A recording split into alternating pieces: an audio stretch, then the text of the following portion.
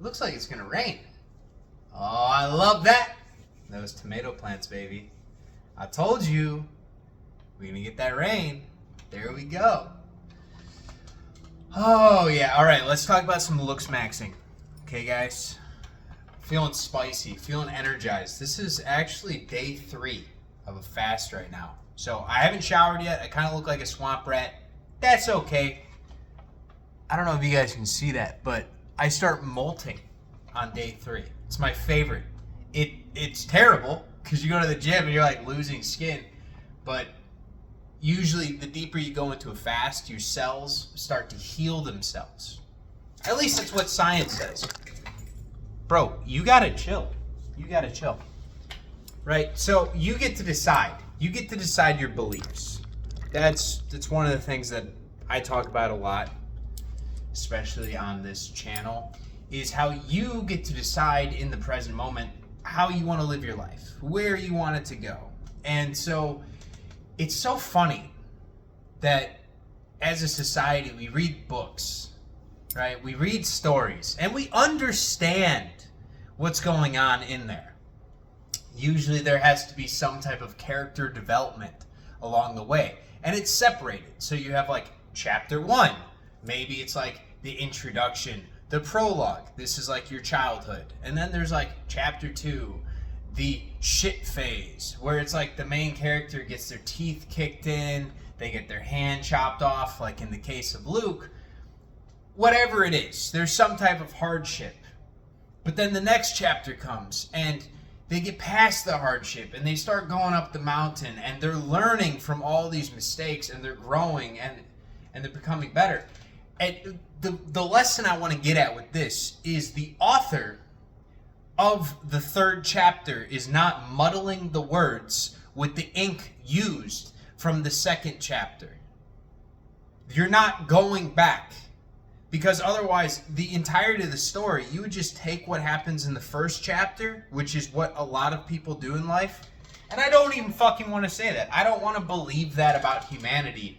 But guys, everything about this is just like awareness and discernment. You don't want that for your own life. So you don't judge it in others, but be aware to it how easy it is to allow things from the past transgressions, past shame, past guilt, past events, past people to come into your present moment. Like that old chapter coming into the new chapter. And that's going to decide your future. I mean, just imagine it. You're writing a book, and the 1st chapter you write is great because it's the first. It is the original. But then what if the 2nd chapter, you just sort of revise? You just have nostalgia hit. You reminisce on that 1st chapter, and you're writing out what happened in there. And let's say it was bad. So you keep reliving the bad, and usually if you relive the bad, you're going to experience the bad. It's going to feel bad. And even if the present moment, when it originally happened in the past, you know, it could have been lukewarm, right? It wasn't that bad. But if you're in a bad mood, you're always going to remember something worse than what it originally fucking was. We're revising this thing into hell. And that's the slippery slope that humanity has a choice to take, is using that old ink, the old chapter, and focusing only on that instead of realizing that you are the author. You are writing your own book of life. And in that book of life, you have to go through hardship. You have to go through these lessons because the lessons teach you things. Okay, it teaches you how to regulate your nervous system. It teaches you empathy. It teaches you compassion. It teaches you how to deal with difficult people. You wouldn't be able to deal with somebody that's fucking difficult if you never dealt with anybody that's fucking difficult. And then we sit here and we complain. Like, you can't complain. You gotta be able to observe. You gotta back yourself out and just say, hey, you know what? It is what it is. I'm not gonna respond to the mirror. The mirror is outside of me. It is outside of my control. But what do I have control of? I have control of me. Me. I get to control my belief system. I get to control my words. I get to control my actions. All right? So, that's just like the intro.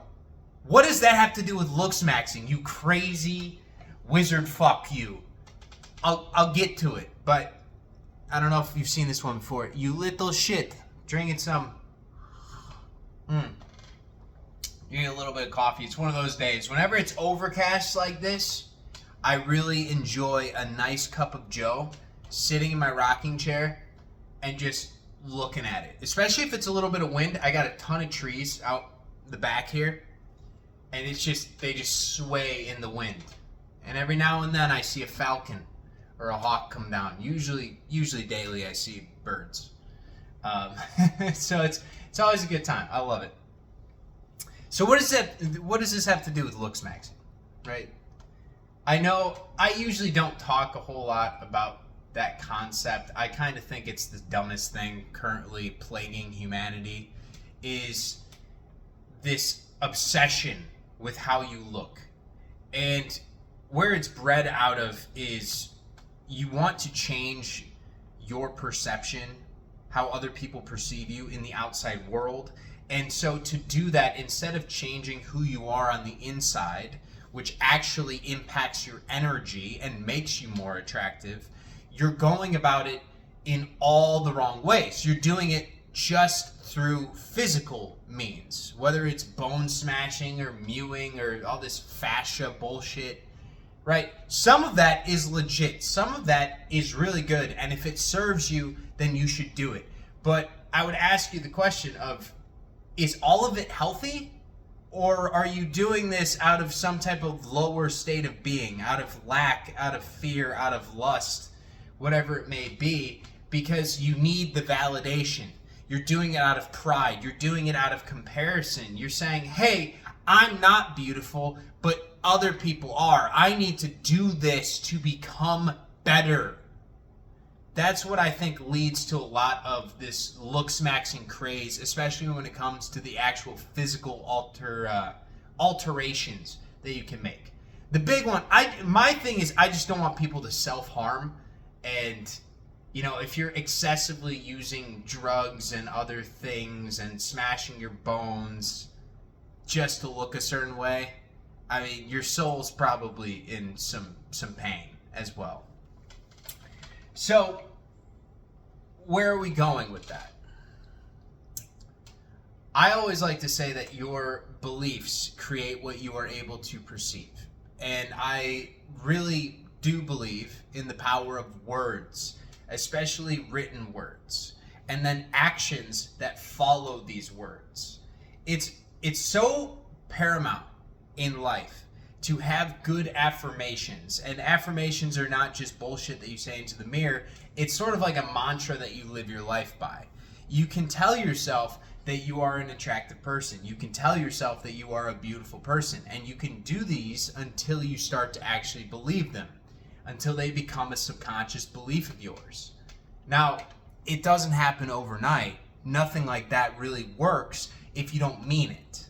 And that's where the true magic of looks maxing of the soul begins, is when you start to feel how you would feel if you actually had that validation at all times. If you actually had the self-love at all times.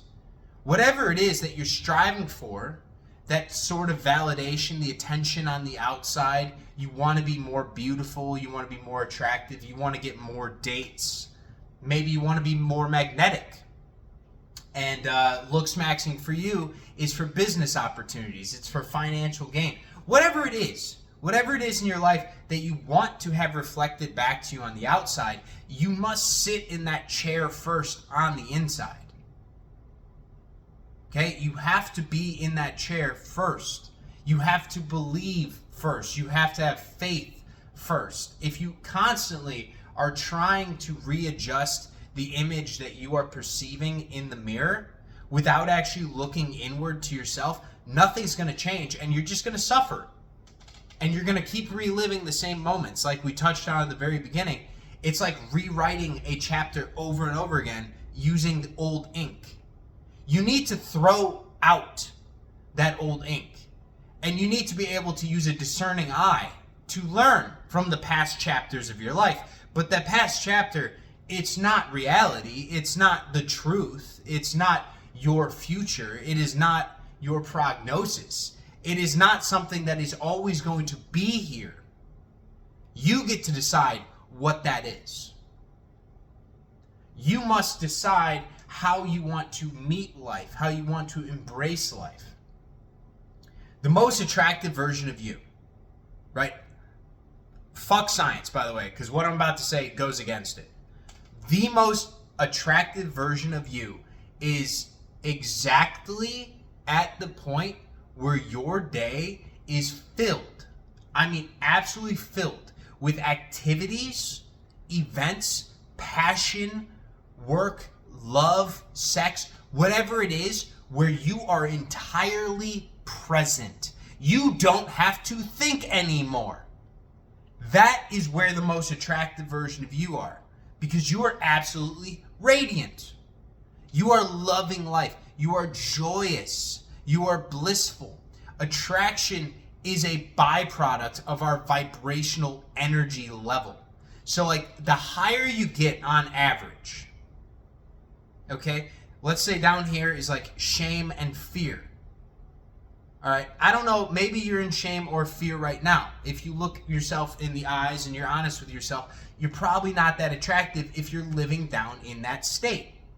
Just look at the way your body language might be, your general energy when you enter a room. If you're constantly, gooning all the time, or if you're addicted to a bunch of drugs or alcohol, whatever it is, you're kind of finicky. You're not really always there. You're just sort of like entering the room, but you don't feel like you belong in the room. You always want to be somewhere else, and it's like you've never arrived. I understand that feeling, and it resonates outward. People pick up on it. Like when I was highly addicted, especially like nicotine and weed, I would always want to be somewhere else. I'd always want to be toking, and if I wasn't toking, I wanted to be eating, and if I wasn't eating, I wanted to be consuming Netflix, and there was no shows on, so now I gotta go play video games, and oh god, these games all suck. Like, my mood was just negative, bro. It was always negative.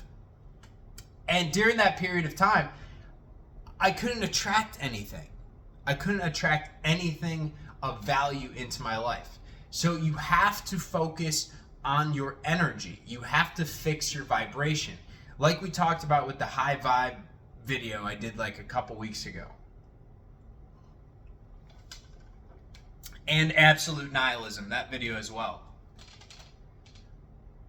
You kind of approach life in that everything is meaningless. And so therefore you get to decide the meaning that you want to apply to things. This is beautiful because when you are the one that has sovereign control over everything in your life, you get to decide using your skills of discernment which things subjectively are good for you, that you want to include, and which things are not good for you, without having any attachment to morality in regard to judgment of those things or comparison to those things. That's one of the biggest drawbacks that we have in life, really, is when we get this moral code, and then so we attach this belief system of good and bad to everything. And so when we see something that we believe is bad, it draws us to judgment, which is a lower energy. So that's part one.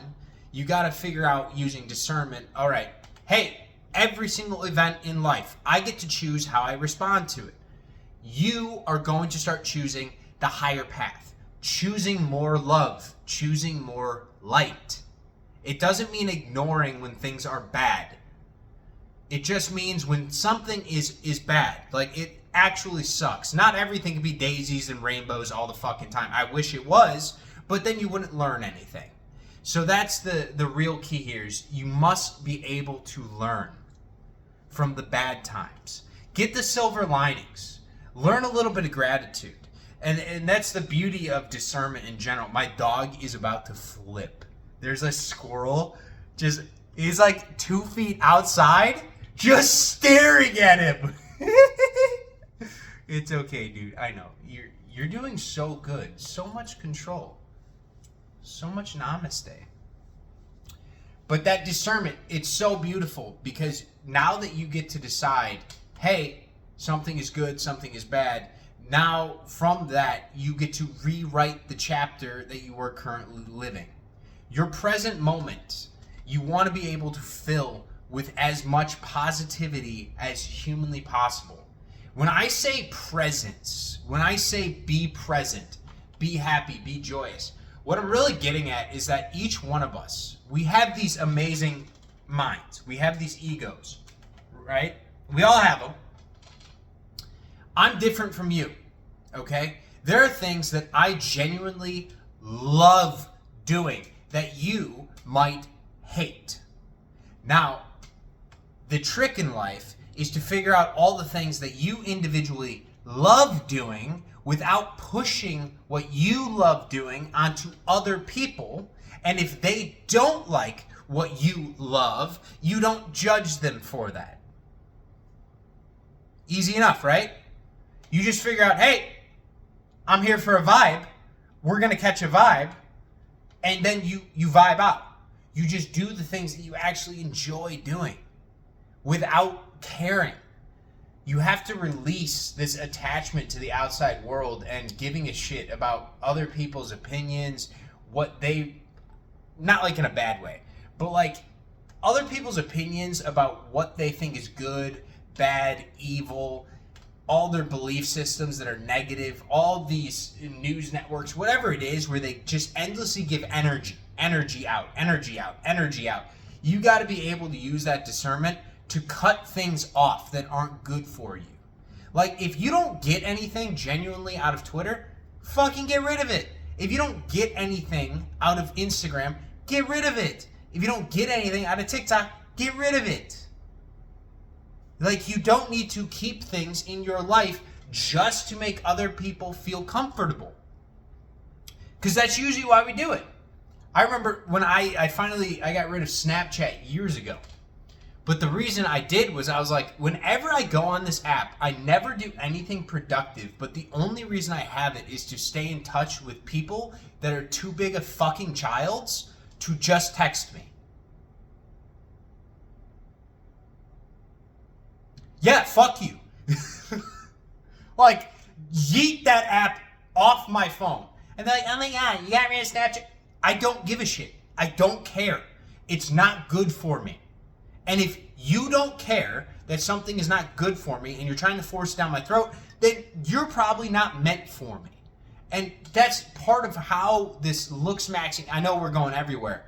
But if you want to looks max, if you want to soul max, if you want to brain max, if you want to anything max, where it's like you're life maxing, you're giving your energy to something, that number one thing you got to focus on is your presence. You have to be able to be present, and you have to choose the positivity.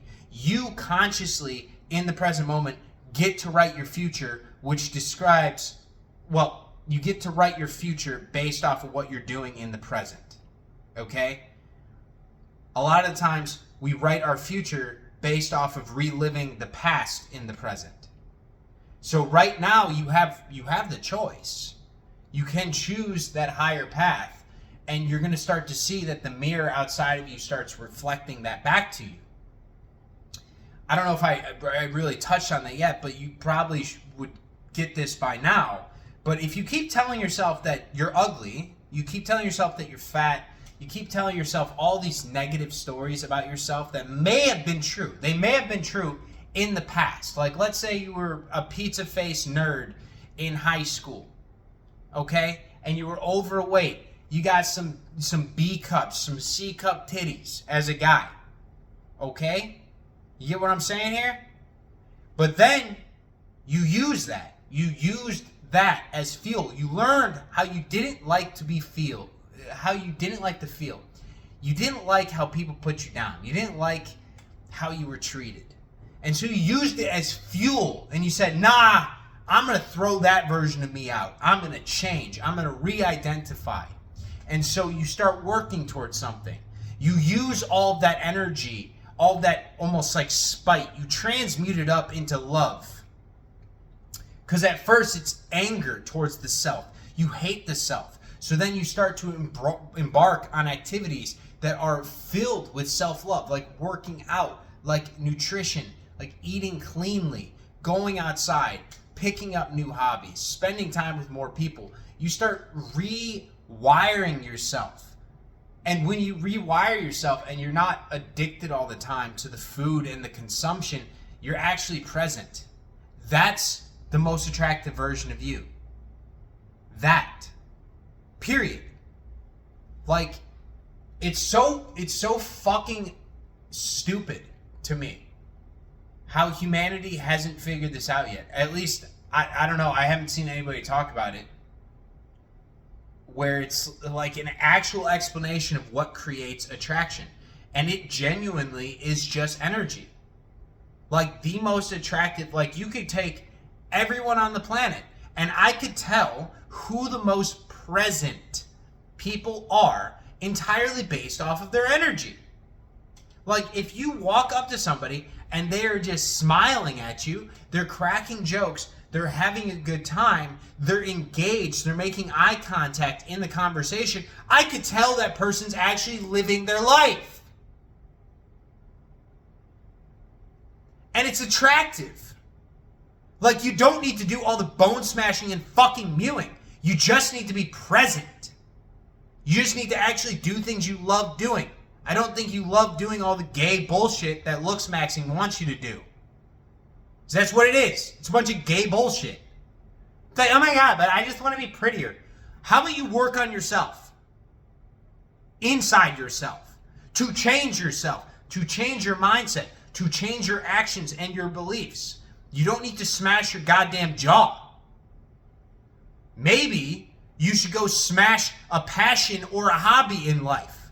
Or you should go talk to that pretty girl and smash her. I don't really give a shit. Whatever's going to make you the most present, that's what you got to fucking do. All right? Love you guys. Catch you next time.